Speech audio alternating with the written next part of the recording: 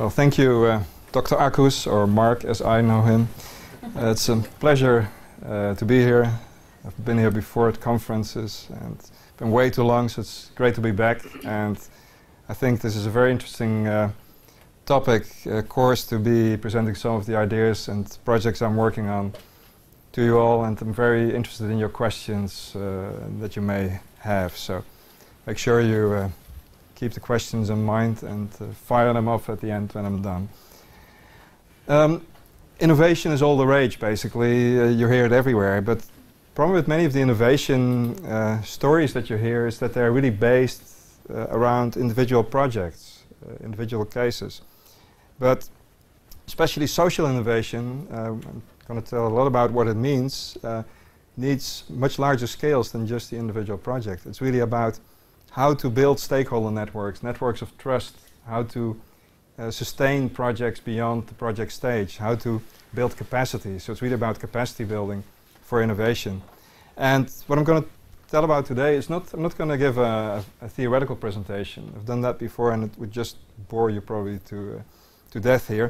But what I'm going to do now is to actually scan the Tilburg regional case for social innovation. And it's a very rich case, and Mark and I have been discussing this, and less is more, but I'll try to be as brief as possible and give you as much as the outline of the case as possible.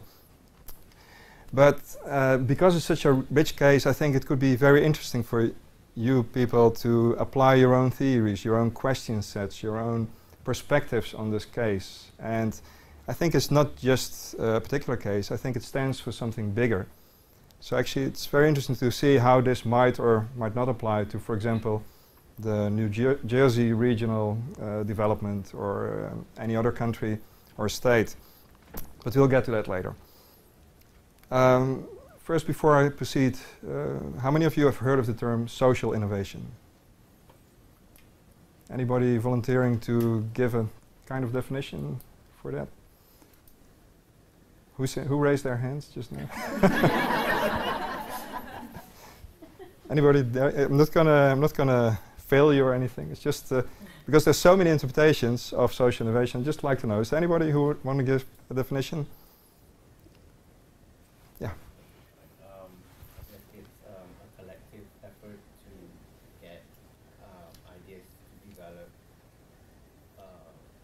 a proposal to solve some problem. Yeah, I think it's definitely part of the social innovation.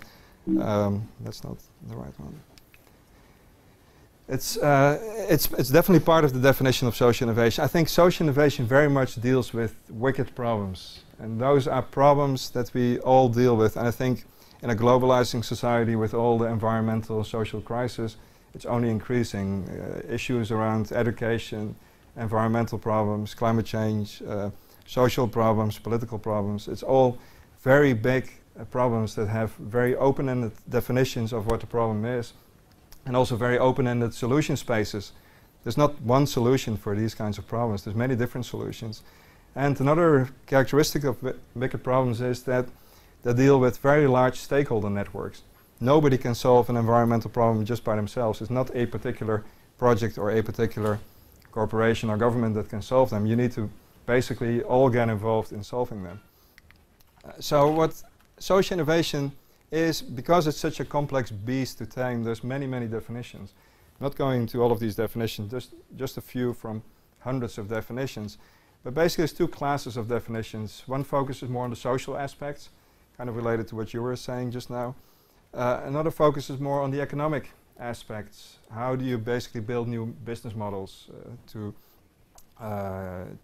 deal with all these issues in a changing world? So basically, my interpretation of social innovation is that it's really working with a lot of stakeholders on very complex problems and find not just any solution, not a particular project, but find sustainable solutions that actually can be sustained after that project is done. And it's really for problems that are societally relevant. It's really not about just another gadget or something. It's really about how do you deal with these fundamental problems of society. And it's also important, in order to sustain these solutions, that they have value both at the societal level and at the individual level. So it needs to be basically a bit of everything, and it's very hard to build or to create. Well, this is my region. For those of you who don't know what this country is, this is the Netherlands. This is my province. It's like we have provinces, you have states. And basically within that province, this is Tilburg, that's my city. It's a city of about 200,000 people. It used to be a textile industry city, and in the 70s all textile industry basically moved to Asia, and there was a lot of economic downturn, so the city basically had to reinvent itself, and it's actually very good at that. And one of the things that's good about this particular region is that it's a very informal region. There's a lot of high trust level between all kinds of different stakeholders, so it's very easy to start new projects, to start new initiatives, to actually go beyond the contracts and actually invest in personal relationships. So it's a very interesting kind of hotbed for social innovation. And out of that actually an interesting kind of collective emerged, which is called Midpoint Brabant. And in this kind of collective, governments at the local and regional level, corporations, higher education institutes and so on, collaborate to actually get social innovation going, because they see it as a way to deal with all of these issues at the regional level. Many different examples of what the social innovation means and what it does. Just to give you an example here, the Prins Heerlijk case, there was somebody who said, well, my son has a disability, and basically current school system doesn't cater for that kind of person. You're basically on welfare for the rest of your life because you lack the skills to actually get into a real job. So what she did, actually set up with a lot of people a whole program to train these youth and get them positions in real companies, like for example restaurants or healthcare and so on, where people actually dealt with their disabilities. They gave them customized training programs, they got all kinds of extra help, but it's not just welfare, it's really about getting them to a level that they can actually perform in a real job at their level. And actually this has become a very successful program. It's now over 100 young people who have now a future, who didn't have it before. So I think it's a great example of transforming education. So it's not just about any other education project, it's about transformative change that's really going to change something at the fundamental level. Another example, it's in the healthcare business. It's a great project, it's called Into Dementia, and if you look it up without the sign here, without this sign, .nl, there's actually a website and there's an English explanation there as well. So it's definitely worth looking into. Basically what happens in the Netherlands and probably in the US as well is that dementia is really on the rise. Ever more people get it, people live longer, all kinds of factors create more dementia and other diseases. People get treated better, so they live longer, and well, dementia is kind of left. And at the same time, the healthcare system is under incredible stress. There's ever smaller budgets for healthcare. So you have basically two trends that create an ever widening gap. So we need to build capacity to deal with all these dementia patients and the people who care for these patients, both professional caregivers but also partners or children who have to deal with their partner changing into somebody who loses slowly their mind basically. And one way they wanted to do this is actually say, okay, can we build a simulator? It's kind of a container, kind of living room kitchen, where actually you can experience a little bit what it is, what it means to have dementia. So it's kind of, you go in there, you get a headset, there's video screens, you see a fridge, and everything is off there. So nothing is the way it should be. So it's a very kind of profound experience. People come out of that container after half an hour quite shaken. And so that's great, or not great, but it's good to know what it means to have dementia, to feel it. But the next step is then, what do you do? What do you do with that new sense of what it means to have? So there is training programs afterwards, depending on whether you're a professional caregiver like a nurse or a partner or a child, on what to do and how to deal with that person slowly fading out, basically. it's a great project, a lot of support, a lot of interest in this all over the country, even internationally. And but the next step is, how do you get this from basically prototype, from working product, into something that has impact, that's really going to change the way we deal with dementia. And I'll get back to that later on in my talk.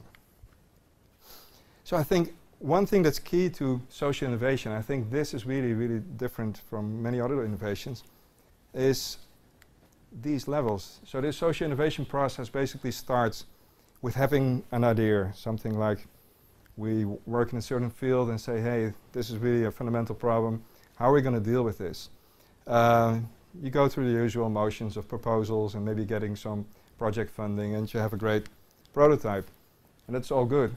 And there's many ideas. But this is really the level where things become fuzzy. And often many of these great ideas fail because you don't build capacity to sustain the innovation, to scale it up in all kinds of different ways, and finally to really have societal impact.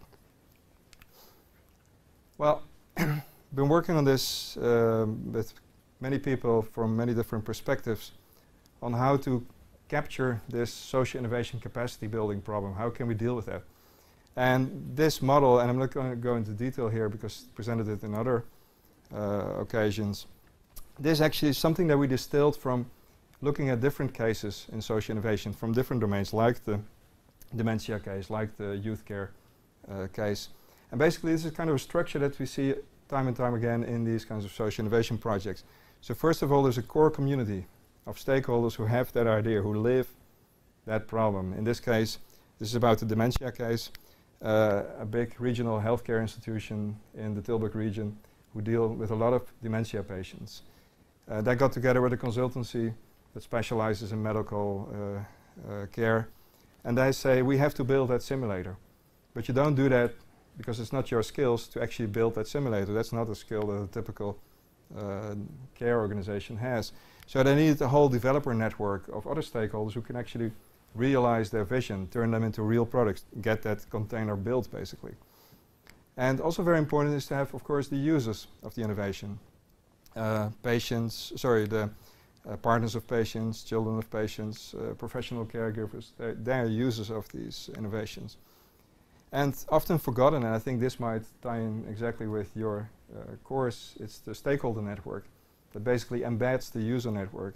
That's where the support comes to actually scale your innovation, to build it into the next level. And so what I've been looking at particularly is these C's you see here. They're basically the conversations that happen. So there's all kinds of conversations that go on in innovation. Innovation is all about conversations with people. It's to scan the possibilities for an innovation, to do the project management. So basically everything is a conversation, and a conversation is connected to the next conversation. They're not loose discussions. They're not fragments on the internet and Twitter and Facebook. It's really about how to get to the next level. So there's all kinds of different aspects of these conversations. But for example, here you see C5.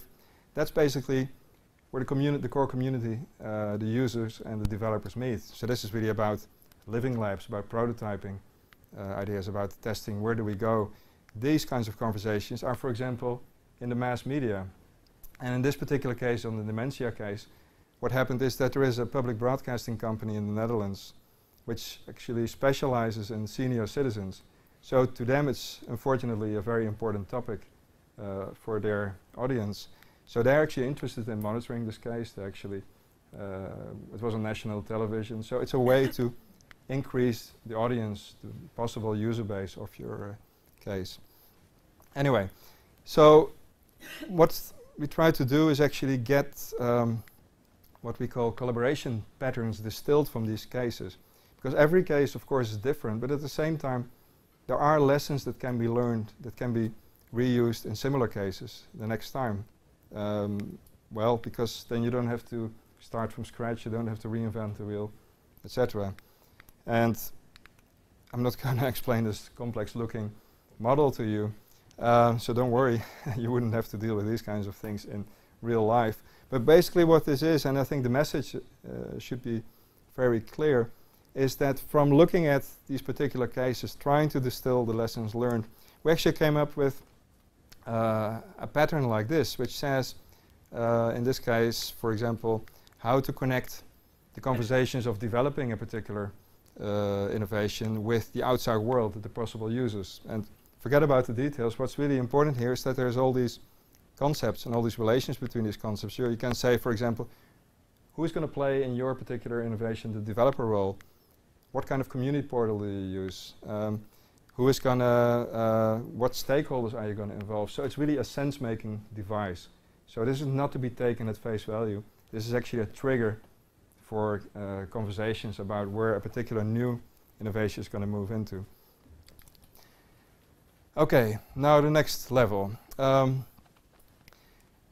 Since our region is really so strong in social innovation, and actually it's been on the agenda, on the regional agenda for many years, ahead of the pack. It's now a big theme in the EU actually, but we were first, so that's something to actually, we are ahead of the pack in the sense that we were working on it for many years, which is interesting, because that means that many of the initial initiatives have already matured to a next level.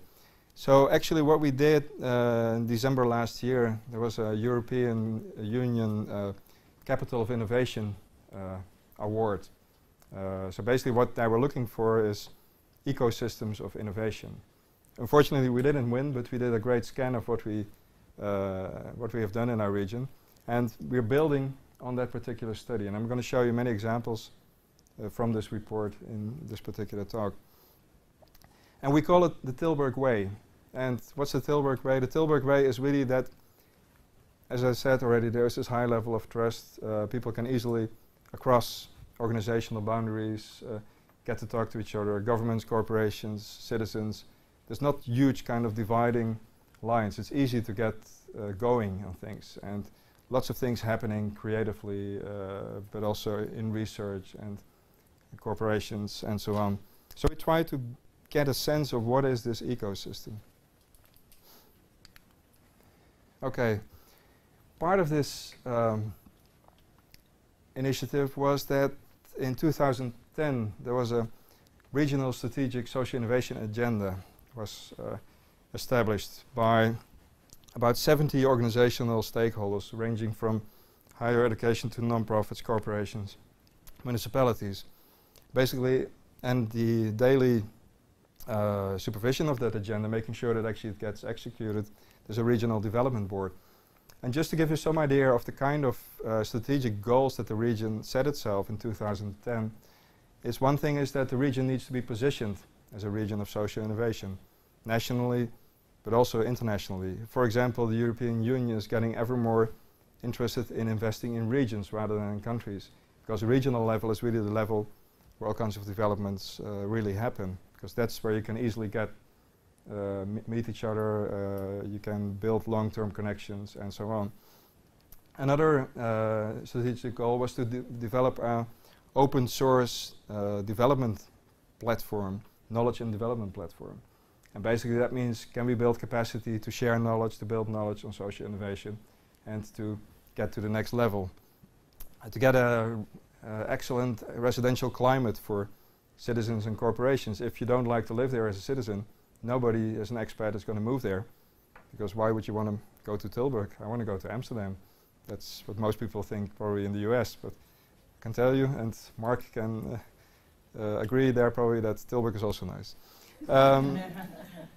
Another thing is to actually, because social innovation is so complex and we're still finding our way around, is to set up a top institute for research into social innovation with the universities, the local universities, study this, and with lots of case studies, and get involved with all the stakeholders there to make sense of what we are doing there.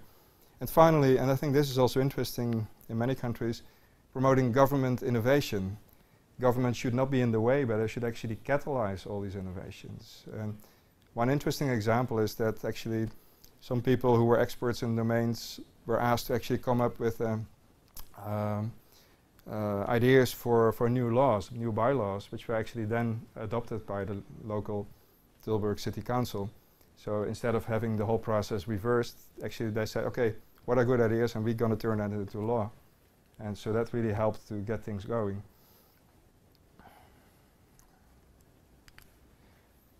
Okay, and The previous level we called the 10-kilometer level. I think it would be about 6 miles. But anyway, you get the idea, I think. This is actually one level down. So we said, okay, we have these strategic goals, and that's nice, and that's necessary, but it's also very top-down. So what do you actually do? So at the 5-kilometer level, for each of these strategic goals, what happened in the 3-4 years since 2010 is actually a lot of what we call catalysts of social innovation developed. And I'm going to show you some examples soon, so you have to believe me here. But there's a whole network of catalysts. So these are not actual social innovations, but these are catalysts in terms of activities. So for example, the orange squares you see here are activities. Results, which could be research papers. Commitments, for example, a commitment made at that strategic level that we're all going to realize certain social innovation goals. And this is actually interesting. We don't quite know what to call them, but it's, and actually I know the word now, having met Mark again, it's collaboratives. It's not communities, it's not networks, it's not organizations, but it's all kinds of collaboration forums where the different stakeholders meet. And they can be more or less formal, and they can have different qualities. But it's really some form of meeting each other and getting things done in many different shapes and forms. But we're not there yet, because my title of my talk is Knowledge Sharing for Social Innovation. So apparently there is something missing there, otherwise I wouldn't be talking about it here. So what we see is actually from that report, we have really a good social innovation climate. Lots and lots of different social innovations have emerged in the past few years. But at the same time, what's really lacking is the knowledge sharing about these innovations. For example, let's say you develop a simulator for dementia, which similar simulators could be very interested in other domains, but you just don't know what's happening because you only hear about it in the media once that thing is launched. But since social innovations take such a long lead, you'd like to hear much earlier in their development about what's there, and you want to get it to the people, the stakeholders who might benefit from it. How do you do that? And also, there's all kinds of problems having to do with the process of social innovation. For example, here this is within actually the network around a particular social innovation, the core community, the developer network, etc. This kind of knowledge sharing, which is still too weak, is the longitudinal development of a social innovation from initial idea all the way to systemic change. For example, at each of these stages, there will be different snapshots that you can take of this model. There will be different stakeholder networks involved in the systemic change level than the ones who were involved all the way in the beginning. And that's changing, and we're still figuring out what's happening. We're first describing what's happening, secondly prescribing what should happen or what could happen. And this is also a very big divide. So the region invested a lot in knowledge sharing at the strategic level, but how do you get in touch with what's happening in all these collaboratives and all these collectives and all these hubs at the bottom of society, in all the creative spaces where people are working? Things are not being planned in a formal way, but very interesting things are happening there. But now these two worlds kind of don't meet. So how can we promote the knowledge sharing that actually strategic level projects and results meet everything that's bubbling up in the cloud and in the spaces and so on? So what we now actually are working on to implement is what we call a regional knowledge sharing living lab. So there's a lot of words there. So the goal is really not so much to create new social innovations, but to tell the stories about the social innovations. And it's the level of the region. It's not within a particular project, but it's how to get the stories happening all across the region, different levels, different projects, to the right people. And living lab, meaning that we don't quite know how to do it. We have to experiment, trial and error, learn, reflect, try again, scale up to the next level. So, and this is what we actually call an architecture of that living lab. And what does an architecture mean? An architecture basically gets the essential elements of, in this case, the knowledge sharing together, gets also very important the relationships between these elements together, so that it's not all fragmented as is happening now, but one thing feeds in another thing. This looks very abstract, but I'm going to give examples to make this hopefully very concrete. So if you look at what you see here, you see something that should be familiar now, the open source knowledge and development platform. So this actually directly comes from that formal strategic regional planning level that started in 2010.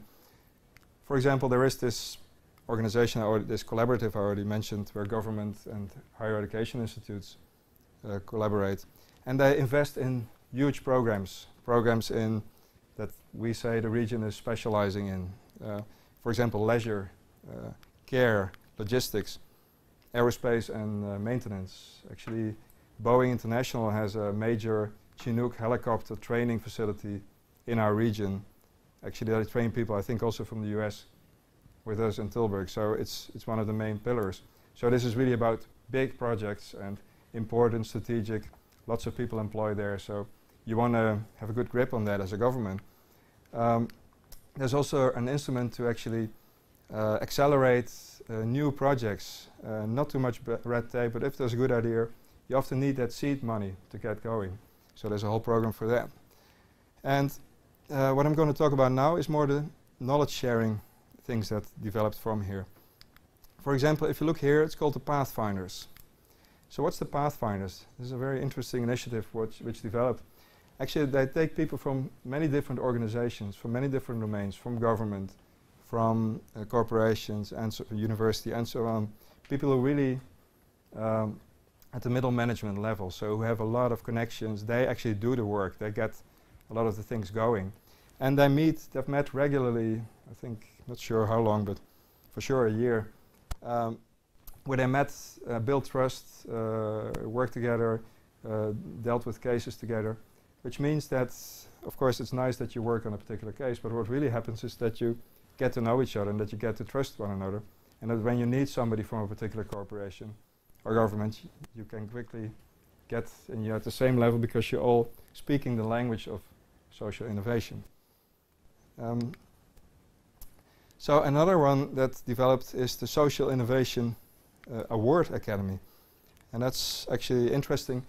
So one of the strategic goals was positioning the region as a region of social innovation. So what they did was to create an award, the Social Innovation Award, which, as it goes with awards, you get the press there and a nice picture-taking session, and you see lots of vouchers and prizes and flowers, and so that's the official part.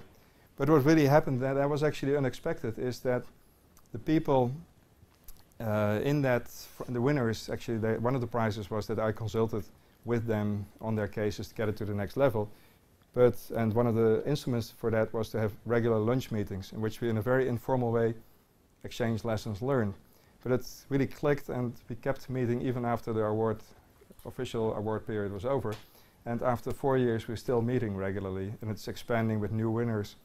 And it's actually kind of an informal think tank on what social innovation in the region means, because these are best practice cases. They're the winners of the Innovation Award. And they're also practical people, they're business people. They know what really is needed and what works and what doesn't. So they can be movers and shakers in the background. Well, and this is actually interesting how the innovation of the social innovation happened, is that out of the Pathfinders and the Social Innovation Award Academy, a new initiative emerged, which is called, we kind of ambitious as we are, we call it the European Social Innovation Week. It started in Tilburg, and what it is that's actually interesting. We have a rail yard zone in Tilburg, in the heart of the city. For 130 years, Dutch Railways had its main maintenance, one of its main maintenance facilities in the middle of the city, 150 acres, in a city that's 200,000 people. So it's a sizable part of the inner city was the rail yards, and now they have sold it to the city, and it's being developed into this great creative hub zone. You have all these old buildings, huge kind of equipment still standing and hanging there, and so it's an environment that's really conducive to open thinking. And you have all the creative hubs there, then the open spaces, and so on. So what we've done for the second time this year is to organize a week of open spaces, basically. So people can go there, meet, they have an idea. It could be at any level of maturity. could be just the first idea, or it could be something that's already up and running. Different scales, different stakeholders. So a whole week people meet and come and mingle, and it's a great catalyst of social innovation. So, and of course what we hope is that this builds into an annual thing, and we get ever more people from the rest of Europe. That's why we call it European Social Innovation Week. We got some people from Belgium there this year, and next year we want to scale up. One of the issues, and I'll talk about that later, is the language problem. The social innovations, the stakeholders, many of them are not very well versed in English, so how do you bridge that gap? But I'll get to that. Anyway, so this is all still within the original strategic goals of the region. But it's still not enough, because well, one thing is that this knowledge sharing is all physical. It all means that you happen to be there at that particular time and you share it, but many people can be there. So can we do something with the online facilities that we have to increase the scale of the knowledge sharing about social innovation? And this is basically what's happening here.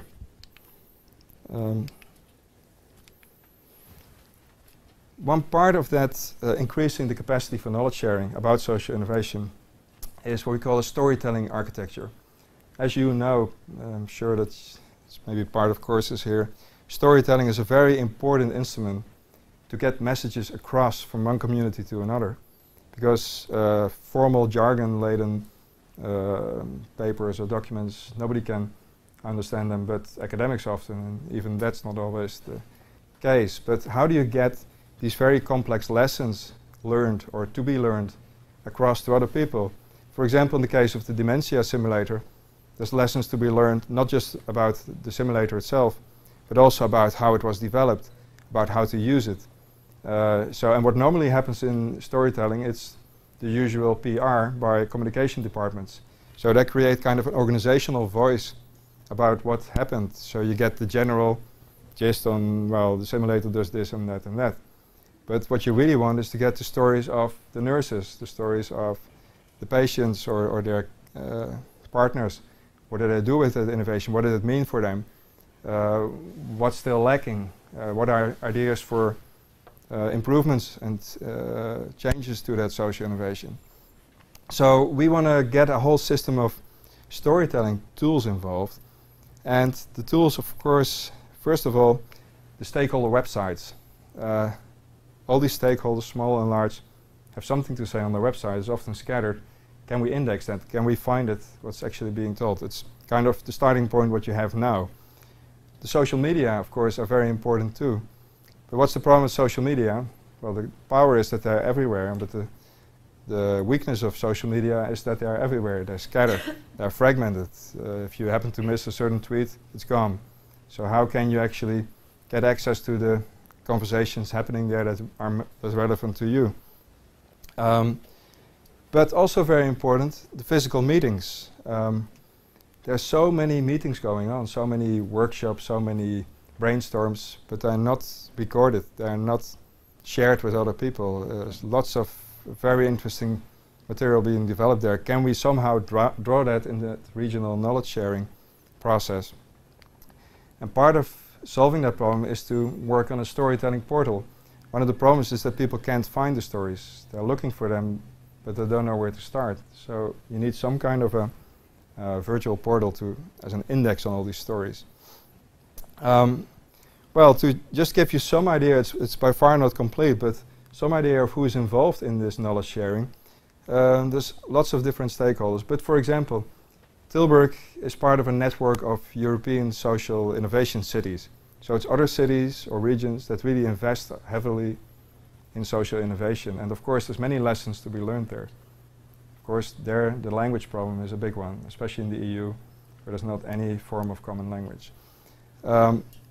We have collaboration with the next region, which is adjacent to Tilburg, which is Eindhoven, which is the headquarters of, or it used to be the headquarters of Philips International, but that's the lighting division. And for example, they invest a lot in health, developing no longer just tools and technologies, but now they really want to develop systems. They want to develop complete solutions for stakeholders, which means that you have to go beyond the lab, you have to go into society, you have to do experiments at a much larger scale than just at your research facility.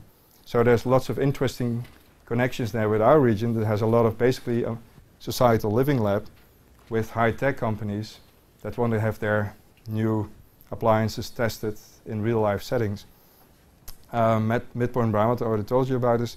And this is also interesting, city marketing 2.0. City marketing in cities usually consists of glossies and beautiful websites, and everybody's smiling, and it all looks very glossy, and it's totally dead. And you think, my God, I skipped that because that's not interesting, and it's all corporate voice, and that's not what you want to hear. So the city marketeer of Tilburg actually says we want the stories of Tilburg told by the Tilburgers themselves. So not just the glossy stories, but also, for example, the self-shot videos on YouTube. Make them part of the larger story. It could be very interesting for me to learn from another student, for example, how he or she deals with a certain issue around education in Tilburg. But again, the stories can be fun. And a crucial role is to be played by the higher education institutes. The students, they're actually the citizens of tomorrow. They'll be in the positions of the future.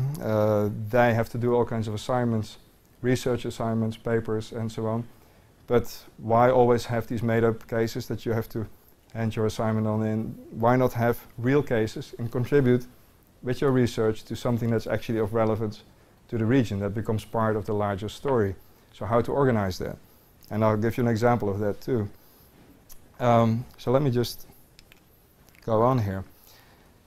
So in order to start improving the use of those storytelling tools that I explained to you, how do you go about, how do you get that going? So we are now developing a storytelling architecture. This actually was commissioned by the city marketing, city marketeer to actually develop a storytelling architecture in which we can begin to increase the storytelling by and about Tilburg. And this is nothing very spectacular. I mean, if you've done any storytelling course, this should be familiar to you. But there's some interesting details here which are nice to share. Of course, it's about stories. Stories are told, shared in storytelling places.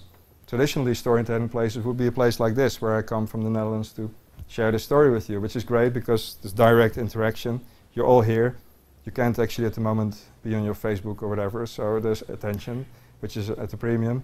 But it's also very costly because I had to be flown here and jet lag and things like that. So it has its value, but it's not enough. So online storytelling places are very important, but it's not either online or physical, it's both. And how do you get them to reinforce one another? Storytelling forums, there's all kinds of forums. Of course, we have for example, the YouTube videos where I can just tell my story of how I experienced something. But for example, in digital journalism, there's all these new techniques of telling a story in a very rich way from many different perspectives, adding data, adding all kinds of documents in a way that actually is much more engaging. So, and in our region, we have quite a few higher education institutes that actually specialize in journalism, in new forms of media. So we have a lot of expertise in-house. So why can't we, why am I not going to tap that? So the storytelling architecture is part of unlocking that potential. Of course, you have the storytellers. They're the people who live, that's what we want to achieve at least, the people who live the stories, instead of having some random anonymous PR company telling the story about you. We want the people themselves to tell the stories. And the story sources, they are kind of the organizations, the cases, the settings where the stories live. They're the access points of the stories. And this actually is of course you have the audiences, who are you going to tell the story to? But this is actually a particular role that we identify, which we really want to invest in. It's what we call the story hunters-gatherers. So they're not actually the storytellers, because the storytellers could be, for example, be a nurse in a care institution, but they're the people who actually go and find the nurse and make sure that she tells the story, or that he goes and shares it on a particular website and does the follow-up and actually feeds back to that person how it's being used, who is using it, what are the responses. So people who catalyze the process of storytelling.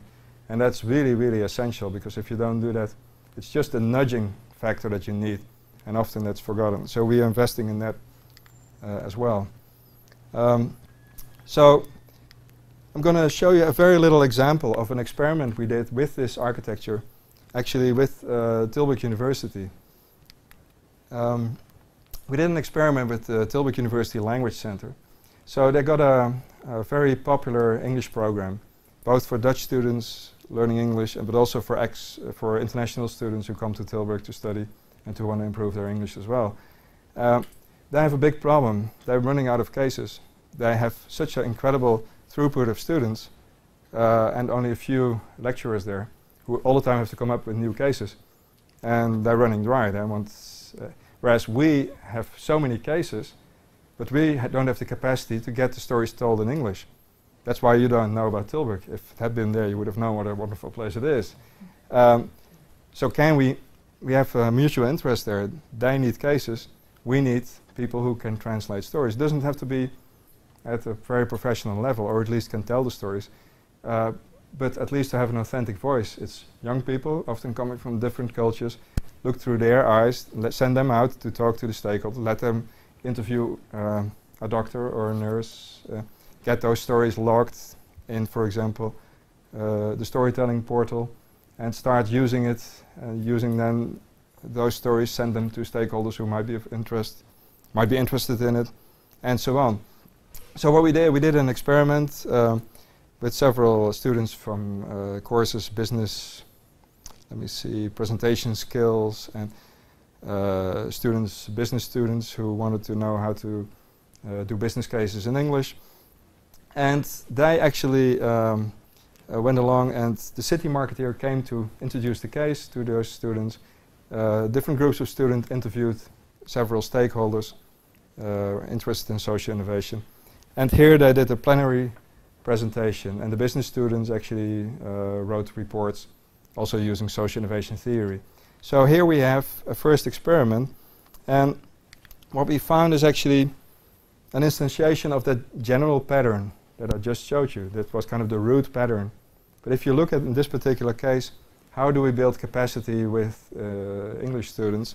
Well, what we saw here is that the story sources are selected cases. In this case, we started small, but once this is up and running, we can go into much more depth with many more cases.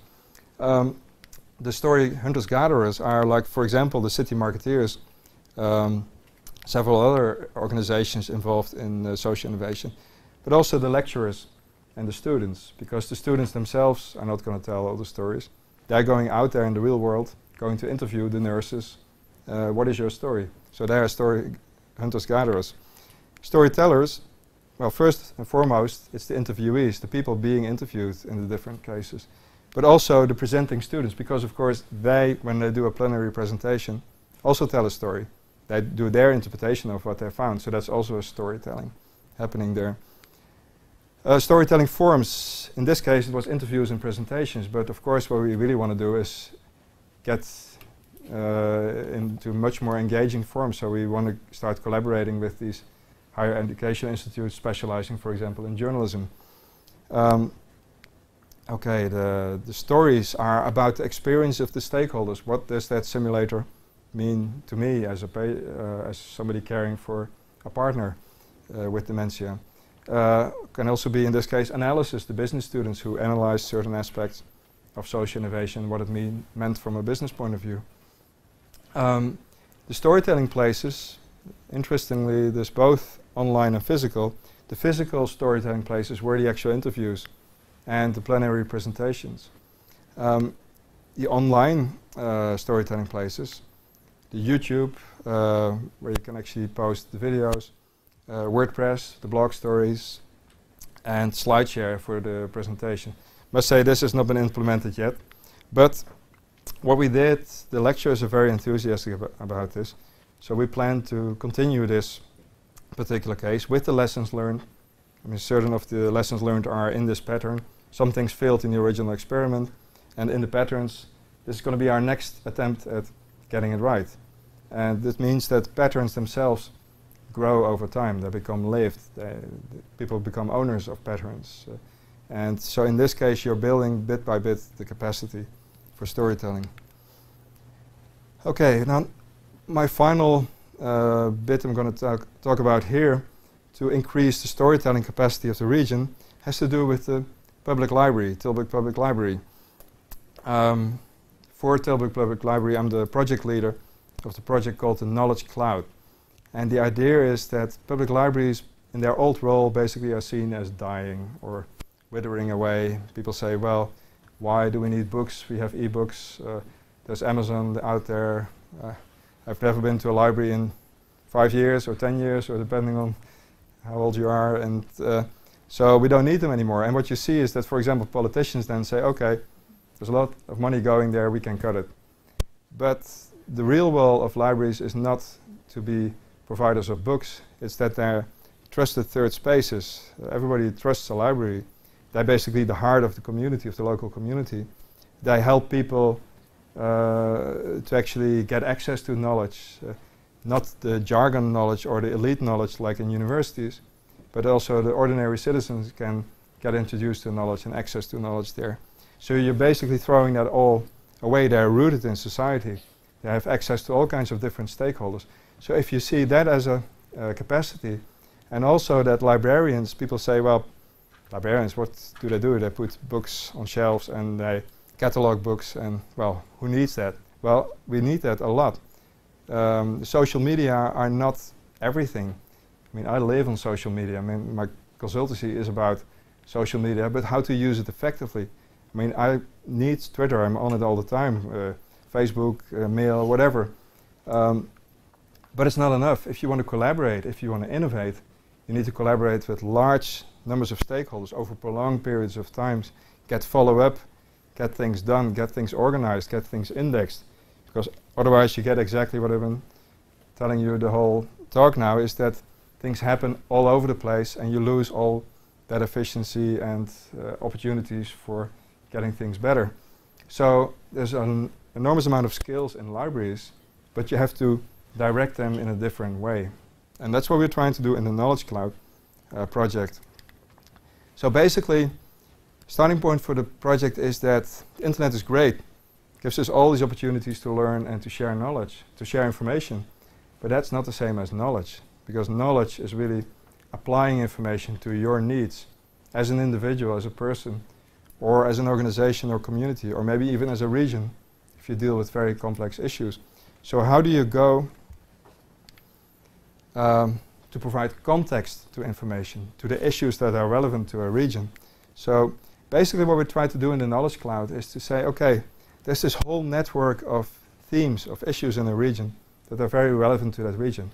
And it may be very different from the next region. Like in our case in the 70s, when the textile industry disappeared, what do you do with all the unemployment? What do you do with the skills that people do have working in the textile industry? Which might be very different from the next region that has a different set of issues. And around each of these issues you have a scattered kind of set of persons, communities, organizations, networks that have something to do with that theme.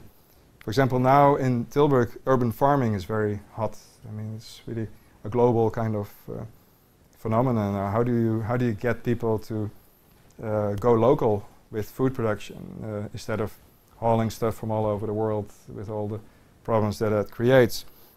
Another issue is that the care system in the Netherlands is changing dramatically in January.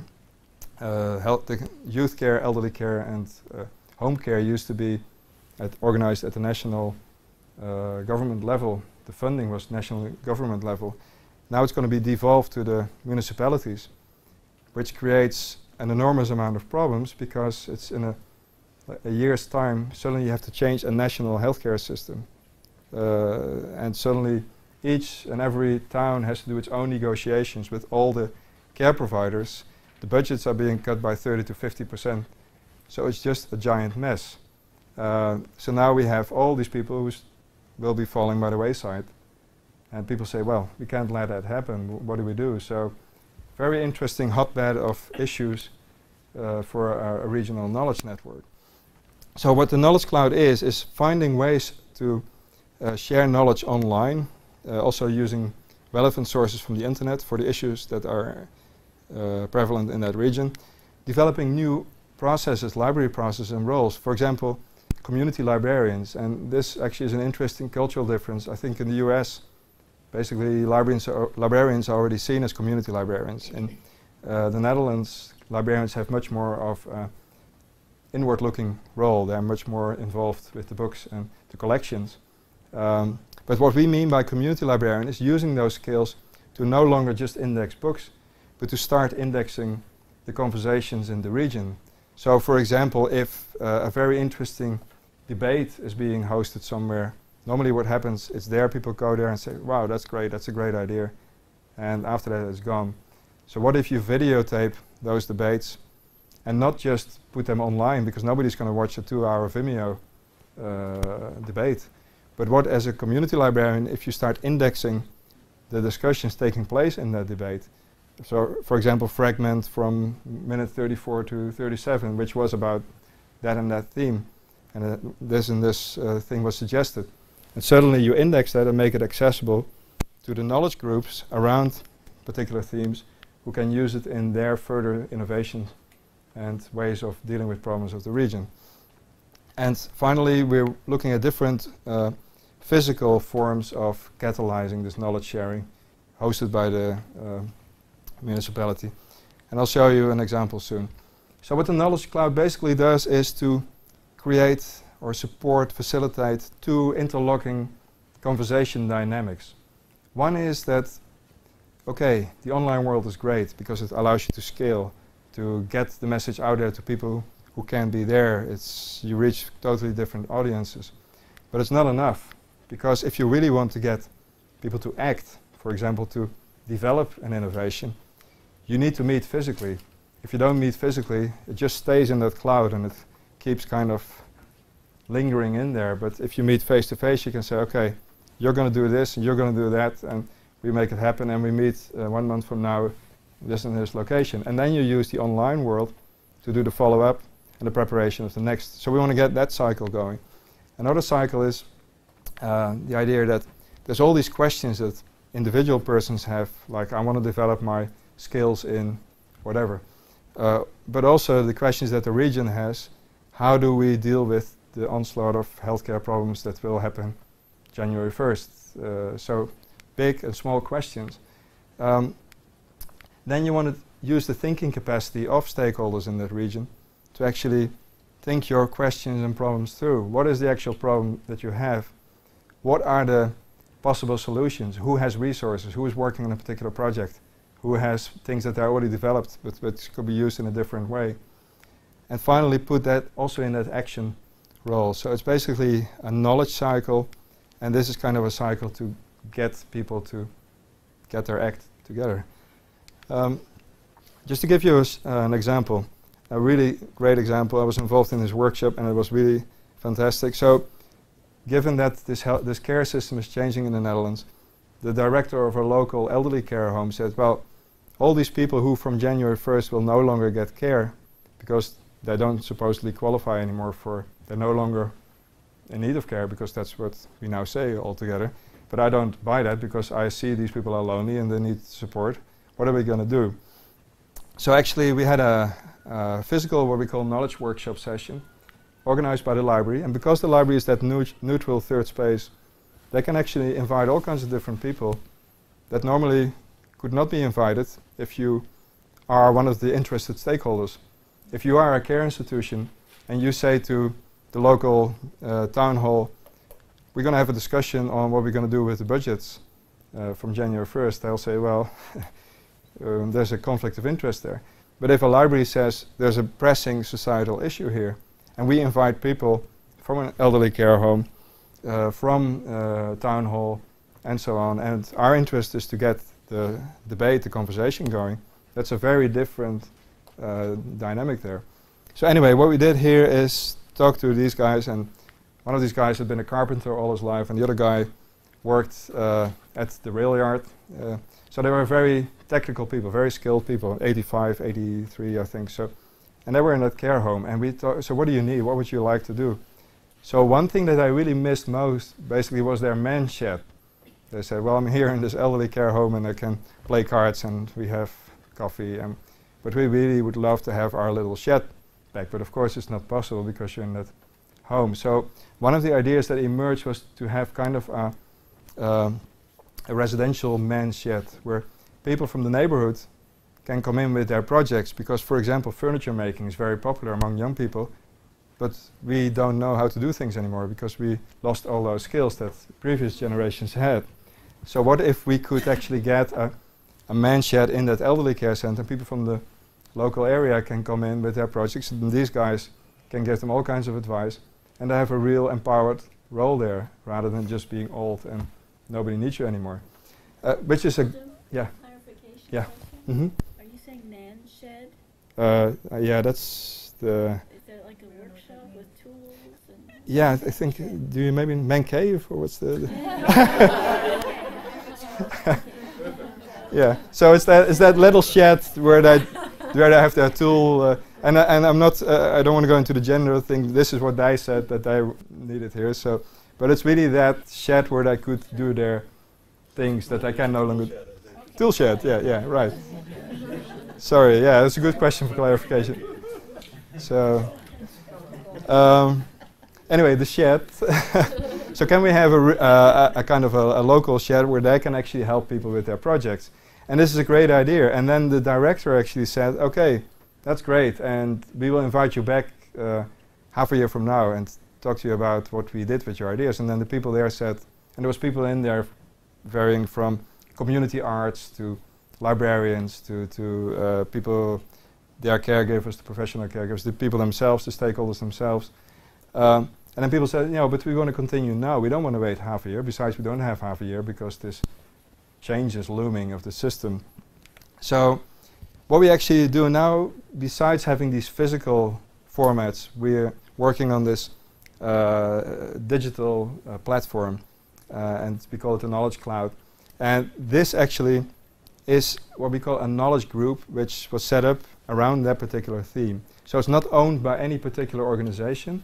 It's a thematic group, and of course you have people facilitating this, but anybody could be a facilitator, so it's not owned by any particular stakeholder. But the issue is leading here. And this was set up around innovation of elderly care, basically. So, and in this group, the various sub-projects that came out of that meeting are reporting back to society. It's publicly accessible, so it's on the internet. So anybody can join in. And even though we were just very much still in basically alpha stage, not even beta, one of the people who was in the very first batch of users, test users, said, hey, there's another project happening in the Tilburg region, which is not the same, but very much related. And of course, it's an incredible waste, because that's exactly the way it normally goes. You hear about the end result once it's published and presented to the outside world. So what's going to happen now is that the library is going to organize a follow-up meeting, inviting people from the various projects to meet and discuss where to go from there. So in a much earlier stage, you're already sharing knowledge that's leading both innovations in a much more integrated and aligned way. Well, it's great to have these knowledge groups around particular themes, but of course what really happens with innovation and any kind of societal debate is that there's a whole network of issues, of themes. And often it starts with innovation elderly care, and it ends up with, for example, another issue that's really hot now in our region is green for health. So how can you use nature to promote healthcare, to make people feel happier and less sick and so on. So there could be all kinds of links there between the different knowledge groups that they don't even know about because they don't know each other. And so one thing we do, and it's of course a library project, is to work a lot with tags. Anything can be tagged. Discussions, events, knowledge groups themselves, user profiles, which means that what's happening here, and this is on the homepage of the test site, is there is a whole tag cloud which is basically automatically derived from all the tags of all the things happening there. So what you're looking at here is not just any other tag cloud. This basically says what the region is working on. And if, for example, you say, I'm interested in spoorzone, which means the rail yard that I was telling you about, I can click on that, and then I see all the people who have spoorzone in their profiles. I see the knowledge groups in which spoorzone is a theme. I see the events happening. And since it's a regional scope rather than a global or national internet scope, it means you can actually go there, you can meet those people. If I'm a civil servant and I have some budget that I want to turn into a project, I can scan here what are the regional issues, the regional people, the regional events happening there. If I want to find partners for my social innovation project, that's where I can find them. Anyway, there's much more to the Knowledge Cloud, but I don't have time. And as Mark said, less is more, so I'll start to kind of increase my rate now. Finally, just to give you an idea about what we try to do with these different knowledge cycles, this online, physical, act, think, act, is the library itself is actually moving physically, but still has to be officially decided, but to the rail yard, because it's next to the intercity train station, which means there's a very good public transportation network, so you can actually get regional access to that space. And this is one of the fantastic, you should really come to Tilburg and see there's all these halls there, fantastic halls with old equipment, and it's just really, really impressive. And so they're being turned into all these spaces. So this is the space of the local public library. And what we want to do is to make it into a true conversation space. So which means that, of course, you can have your usual workshops there and what have you. But it also means that these new initiatives, for example, people say, we're working on urban farming, but we don't have funding yet because we're not a project yet, we don't have time to go to all. They could come to that library, and since there's a public interest, they can claim part of that space for their whatever meetings they need, or since it's so big, they could even have, for example, prototypes there and share the prototypes, and people can come in and comment on it and go online on the Knowledge Cloud to further discuss it and get new stakeholders involved. So Knowledge Cloud taking off. What we have now is an online platform, the prototype. We are currently live testing this. We did some initial use case process testing. So how are you going to use all that technology? Technology itself doesn't do anything. And just like I explained this elderly care case with how do you go about getting the voice of those people in the social innovation projects. We're going to launch next month. Fortunately, it's in Dutch, but you could see all the things happening online. And next year, actually, we're going to further develop the use cases, of course, evolve the online platform with comments from users, further develop the process and roles, and the focus really being that crucial role of the community librarian, because it also means that public libraries have to train their people in a different way. We are breaking ground in what's their new role. So people being hired, for example, as the new librarians are somebody who comes from the digital hacking community, working with Fab Labs and things like that. So it's a very different, other people organizing events, so it's a very different world they're trying to get into that library system. We're going to align ourselves with that knowledge makery. Just to give you an idea how this online Knowledge Cloud can actually help set the agenda for the meetings, for the use of this knowledge makery, this space in the rail yard. Otherwise, what are you going to do with it? It can help to get very interesting events going there. And vice versa, online is not sufficient.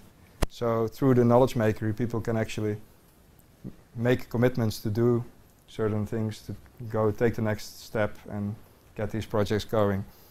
And also exciting is that we are funded by the province, and part of our mission is to actually get the concept tested in other regions. So we're going to do that next year in public libraries in the next region, and ultimately our goal would be to have a national coverage of knowledge clouds. So you would actually think globally through the digital knowledge clouds. You can discuss issues all across the country, but to act, in this case, not locally but regionally, by having people be able to meet in, for example, these knowledge spaces. Okay, so core message basically, I just gave you some examples of what this very abstract looking knowledge architecture is, and you don't have to understand all the details, but I just hope that at least you got the gist of it, that it's important that we have all these different forms and things as part of populating that ecosystem. But it's also very important to develop the lines between these different things. So they're part of a larger system, a larger ecosystem for social innovation. And everything is connected like in a real natural ecosystem. And we still this incredible amount of work to be done, but I think we already have accomplished quite a bit already. And we hope actually by sharing this with other people like here, that actually we can learn from one another and inspire one another. So, some research questions which might be of interest. How do we combine these social innovation processes with the knowledge processes? Storytelling is a very different world from the actual world of doing social innovation. How can they combine? How to catalyze and connect these conversations between and across cases. I showed you several examples both within a case, over time, between the different subnetworks, but also across cases.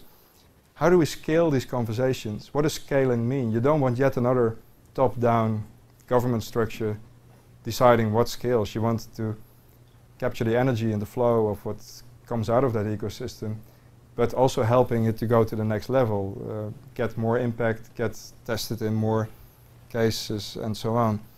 How do we sustain and grow the conversations? That has to do with the stages of the process that I showed you, the spiral model. How it's very easy to start projects, but how to sustain the results once the projects have finished. How do we ensure the quality of those conversations? And I think this actually, I know what Mark is doing a lot of work on this also, and I'm sure many more of you here.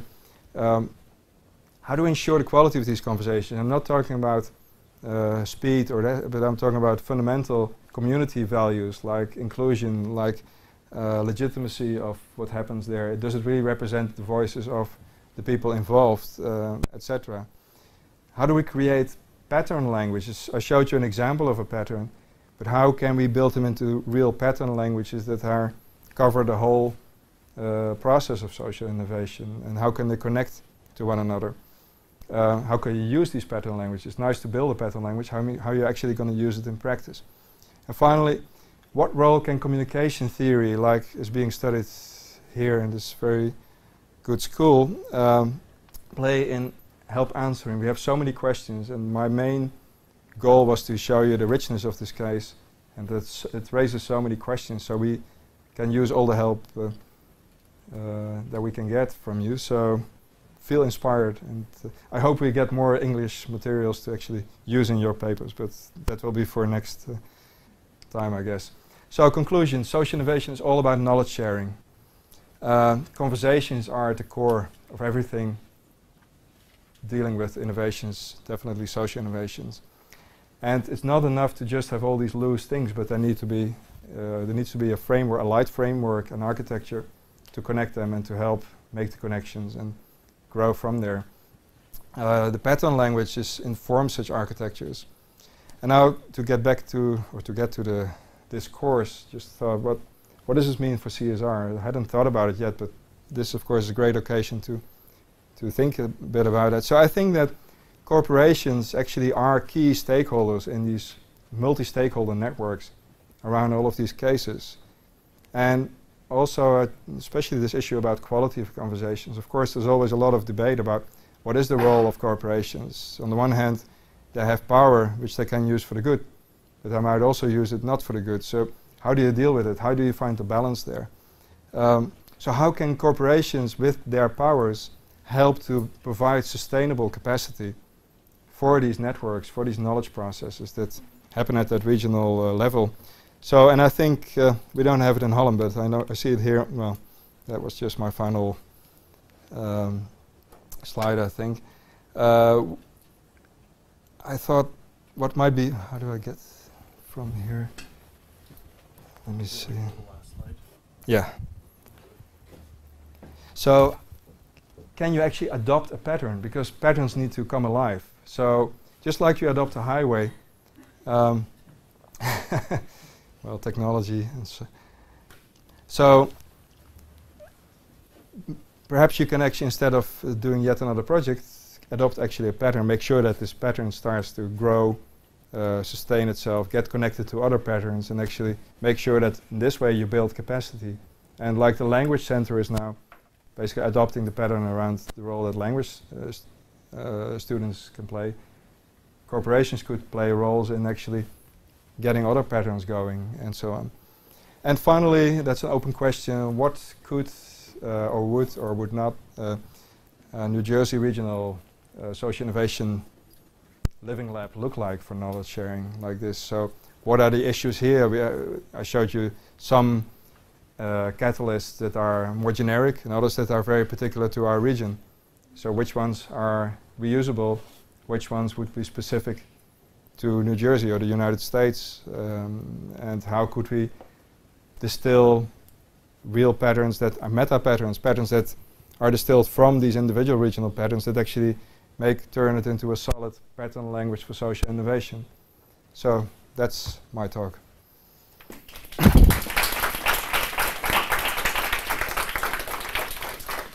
Thank you all for sharing your story and for pushing us and telling us more deeply about collaborations. And now would be a good time to take just a few minutes to pose some questions to Dr. de Moor. Yes. It seems like a lot of the stakeholders that are involved in the conversations, even corporations or universities, government entities, is there room for individual participation apart from any kind of governing body? Absolutely, yes. And that's actually this divide we discovered in our analysis, is that we have all the top-down things that are very much in place, but definitely we need the citizen voice or the individual, or like you said, zelfstandig gezonde personeel, people without staff, their own one-person companies. Like, for example, I'm playing my own role there, working on developing these social innovation collaboration models for analysis. So yes, it's definitely not only the big organizations out there, but we want individual stakeholders very much in there. And we think key is exactly that storytelling architecture, because that's where your story can get in and you make connections. So the story are not a goal in themselves, they're a means to an end, the means to get in touch with other stakeholders, and you can take it from there, for example, by meeting in such a knowledge makery space and get things going. Yes, good question. Thank you. So one of the first things you told us was that there was a lot of trust. Mm-hmm. And I'm trying to translate, looking at that last question about what it is. And maybe it's just because you were showing us the broad strokes, but it seemed like everyone's getting along really well. I'm just sort of thinking that, doing something like that here would be a lot of debate and contentious, different stakeholders, different agendas and all that. I'm wondering if that's something that comes up. It's a very good question, and let me just assure you, not everybody is getting along with everybody in Tilburg. We are not some paradise, so it's almost like a real world out there. But I think what's good, and I think that's shore.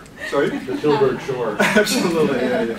I think the key thing there actually is that instead of, there's always people who say no. I mean, that's in any kind of innovation project. The no's are everywhere. The yes, let's go for it.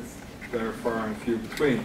So, but what we're trying to do is actually connect those few yes people and organizations and communities out there and strengthen the collaboratives. Again, that word, I think we really have to talk more about that. To get the collaboratives of people who are willing and who are able and who are outward looking, and unite forces there in a way that's not a top-down structure as usually happened in the old days, but actually use the internet, but not just the internet, but also the fact that in a region you can actually meet face-to-face very easily, to actually further strengthen those alliances. Yeah, just building on that, I think I was struggling with that trust issue too, and I think implicit in your argument is that everyone's coming around the table for the common good. And I think that would probably be barrier for doing a New Jersey region because there are different motivations are coming to the table for different ends. Yeah. So I think you started your talk by saying, there's implicit trust in your region. Yeah. And I think the trust is that everyone is dreaming of a common good and a better common good. Yeah. No, it's definitely an issue, but I also said in the beginning that you need both, not only the common interest, but also the individual interest needs to be represented. So there's also the business models that needs to be sustained. So, but organizations have their missions, so they must find ways to get their missions aligned.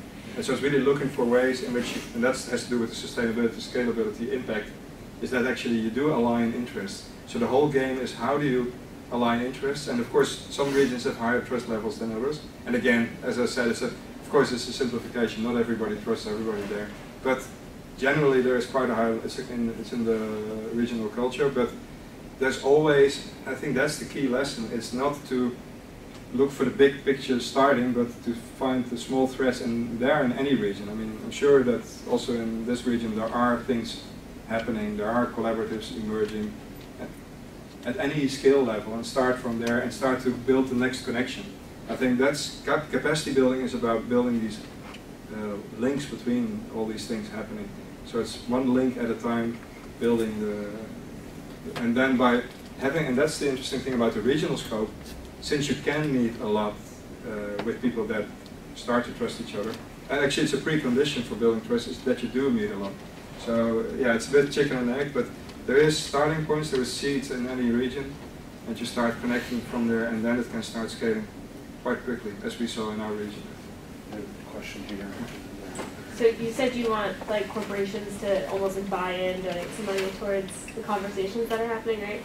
So what if a corporation donated money and then the conversation went in a way that they didn't like? So like let's say McDonald's donated money and then you start talking about all this healthy food. McDonald's like, whoa, whoa, whoa. Like, wait a second here, we're pulling out. Well, how would you handle Well, that? I think that's an essential question, especially for you guys to help answer, I think. But I think, yeah, it's absolutely, it's an issue. But I think one way to deal with that is to actually have corporations not so much invest in particular issues that are in their core domain, but to help fund infrastructure. Because that's always the big problem. It's not so much the individual ideas and projects, but it's how to build infrastructure. Infrastructure serves everybody like roads. Nobody wants to pay for them. So what if, as a corporation, if you say, I'm truly into CSR, and I know that there's all these sensitivities, and I really want to show that I want to be a responsible member of, in this case, the regional community, that I help invest in, for example, getting the knowledge maker spaces or knowledge workshops organized. And I'm not going to invest in my actual domain in that case, but I'm investing in the general knowledge sharing infrastructure.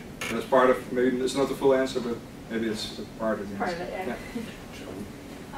So I was going to respond to your question about trust, right? I happened to actually review a paper which is talking about the Dutch child index system, which is totally social innovation because it will improve the child welfare because we try to prevent child abuse, you know, to have an early system. That actually project very badly because from reading that paper, it talks about it's totally top down from the government to the provincial level, you know, from even lower level report system, and people don't really trust each other, and they do not include parents to be in the system, and then so the doctors and the nurses and they do not know how to use the system. They have a different understanding about what to report, you know, things like that. So when you were talking about your clouds, kind of knowledge clouds, I was thinking about that project because I reviewed carefully for that journal paper.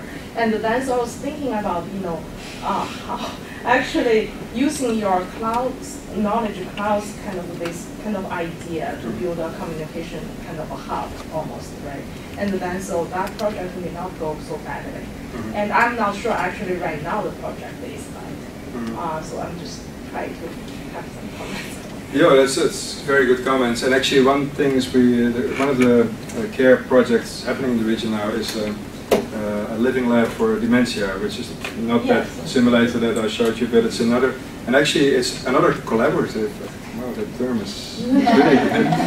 It's another collaborative of care organizations, municipalities, people, actually citizens actually, well, the problem is they want to reach those citizens because, for example, Philips is developing all these high-tech health gadgets and so on. But really, how can we see whether they really work in real-life situations? How do we reach those people? How do we actually see that we have common interests here in finding solutions? So, and actually they're interested in this knowledge cloud concept as a way to get the societal voice into their networks. And by doing that, but that's conjecture, but that's what we have to test, is actually also build trust among these different parties involved, because you start to become dependent on one another, and you start to get many more voices in that discussion. But yeah, it still has to be shown, but at least the interest is there. wait a couple more questions. Yeah, you mentioned briefly, like, as you guys were expanding regions, that the language barrier was a big problem for you guys. How have you been dealing with that issue? Apart from that student language center, not yet. But it's really becoming high on the agenda now, especially since the region has this kind of ambition to be a leading region in at least the country, but you don't need English for that, but in Europe, to be seen in Europe.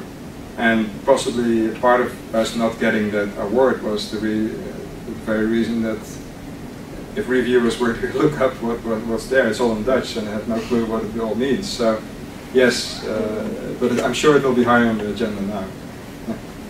There's a question back here, and then we'll end with Dean back here. Yeah. I was intrigued actually about when you're talking about social media and ideas and thoughts, and that if you're not a part of the conversation when it happens, you don't see it, it goes away, and then you're not able to access it all the time, and the thought of recording it. And then of course that leads to the question of what's legitimate, reliable, like how does that kind of work into the conversation? But then I think, correct me if I'm wrong, you mentioned that part of your consultancy is using social media in a responsible way and in an effective way. And so how have you been tackling that issue with I mean, most of social media isn't used very responsibly from my experience, and that's really interesting to be able to use it in a better way. Yeah. So in that way that the conversations and thoughts that are recorded are actually of worth, of while. Actually, there's a paper, I could send you the link later. One of the case studies I did was on this Prins Heerlijk, this initiative to get youth with disabilities to the right level. And what I see there is that they are graduates, basically. They're out there in the big bad world, and there's no longer that protection of being in that group. So they want to actually use, for example, Facebook in this case. Right. Problem with Facebook, well, we all know many problems with Facebook, but privacy leaks is definitely a very big problem there. At the same time, that's actually turns out to be the tool that many of these young people are actually already using. So, so we did an analysis. We call it sheltered communication systems, and then you have all these constraints to balance, and there's no optimal solution. But what we chose in this case is that you have different kinds of groups in Facebook. You have open groups, closed groups, and secret groups. And that, in this case, we could use a secret group, but because then at least the contact details of these kids wouldn't be there. But again, but the good thing about these kinds of analysis is not necessarily that we have the solution, but that we're raising the issues, which then software developers could take into account in the next round, or maybe a new form of Facebook which is specifically tailored to all those needs. Yeah. Great. Thank you. I guess we had several questions. Go ahead. Well, I'll take a couple more. I want to be respectful of the time frame we set, but please. Could you say more about pattern language? It seems like the pattern language you showed us could be similar to a model or similar to a visualization. Could you expand a little bit on what you mean by pattern language? Yes, I think one thing you should look up is it's a great example of a pattern language by Doug Schuler. He's from Seattle, and he used to be president of Computer Professionals for Social Responsibility. It's called the Liberating Voices pattern language. And basically what that is about, it's about emancipating communities. So they have patterns which are very high level patterns, very informal patterns like activist road trip or thinking communities or what have you. So basically there's a whole set of patterns, but what makes it a pattern language is that there is links between these patterns. That actually you may start at any pattern that's of your interest, but once you're there you can move to the next level once you have implemented that, because you have relevant patterns from there. So that's actually what we want to achieve here too, is what are these core patterns? I mean, the student assignments, of course, that's just a very initial pattern, but for example, I think Mark and I want to go more into thinking about what could be the basics of a full-blown pattern language. What are the links that you should establish? What is the semantics, the meaning of those links? Also very important. It's not just a line, it means something. Does it mean it causes the other pattern? Does it mean make sure you don't do this, or that you do this, or that you there's very much richness in these links, and I think it's wide open research territory, but definitely Liberating Voices could be kind of one of the role models for our kind of pattern language. guess we have 2 more questions. So. Thank you. You have talked about this collaborative model in terms of Europe and United States, but do you think that this collaborative model is flexible enough to be applied in developing countries, which citizens depend more on more centralized structures, but at the same time citizens are deeply engaged with social media and these kind of interactions? Do you think that this model is flexible to be applied in these kind of spaces? Yes, absolutely, and I think that actually it's an excellent question, because I think that's at the heart of all of this. I mean, it's great to do this in developed countries where it's needed, but it's much more needed in many other countries. And for example, in South Africa, I've been working with the Council for Scientific and Industrial Research, and they are deploying, to explain it, so like Wi-Fi centers all across the rural areas, and like to get internet hubs, people can have access, because for example, many people have Facebook, but they pay like a large amount of their monthly income just to Facebook or to the mobile providers, to have them actually come to these information centers in their local villages. And one of the things that we found, for example, there was that students who had to go back to the big cities like Johannesburg or Pretoria could stay longer in their rural areas, because, for example, simple things like they had to submit assignments. Before there was no internet, now they could actually stay longer in their local communities and help their local communities, because they didn't have to go back all the time to the big cities. And also roles are developing, which are very interesting, like intermediaries, people who actually set up small businesses around these access points, helping other people to do things or to pool taxi rides, so that instead of having to pay half your income to go to Johannesburg, you can actually pool taxi rides with other people. So these roles are also part of the patterns, and you can use, and maybe here we use different technologies, but there it's a different tool system. How do you have to figure out ways, tool ecosystems that match a particular local community. Yes, very so. Firstly, I just want to say that I really appreciate what you guys have been doing, because I come from a developing country myself, and it's quite impressive. My question is about when the work you do, does it always lead to a policy change from the from political establishment? Because just with the example of the senior citizens who suddenly had nothing more to offer and are now facing a funding cut for their health benefits. So now you have them contributing back to society, helping with the carpentry and things, but the fact remains that their funds are still cut. Mm-hmm. So how do you evaluate the success of your Yeah, well, that's a very good and hard to answer question. I think the first, not directly. This is really politics, basically. This is hardcore politics, what you're doing here. But what you are doing is you're building all kinds of invisible links between people, between collaboratives, bonds of trust, projects where you keep meeting one another, and altogether there's a kind of a groundswell building that way, that as a politician you would be wise to heed instead of just ignore. So at the moment, all these little initiatives by themselves don't do anything, but the better connected they are, the better they can move quickly to deal with new challenges.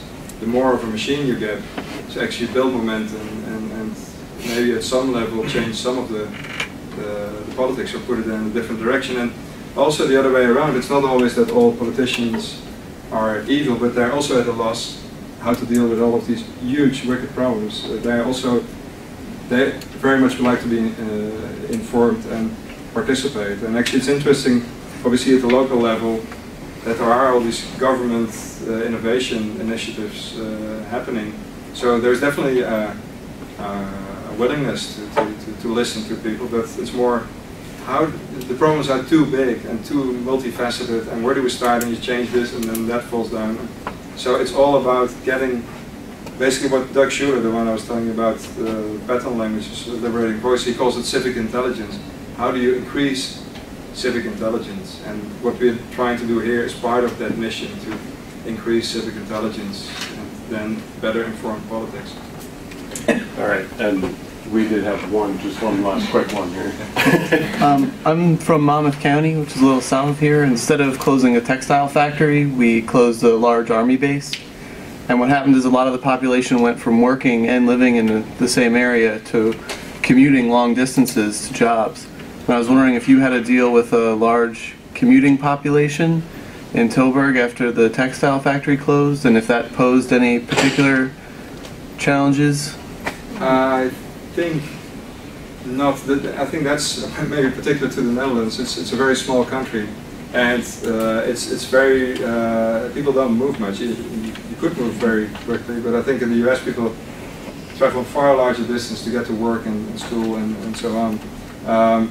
So I'm not aware of any. No, I think it's a very locally stuck population, and the biggest movers are the many higher education institutes which we have there, which is also historically determined because it used to be a Catholic bulwark, because the Netherlands was divided in a Protestant north and a southern Catholic region, and so the Catholic Church started way back then all kinds of education institutes, which now evolved into many public educational institutes, and so they probably move more, but then again they wouldn't have that problem. So, but I think one thing about the regional clouds that we are developing is exactly, it could be interesting, especially in the US, since the distances are so large here, that actually by pooling whatever you have in that region, you could start to build capacity for things that all by yourself you can't realize.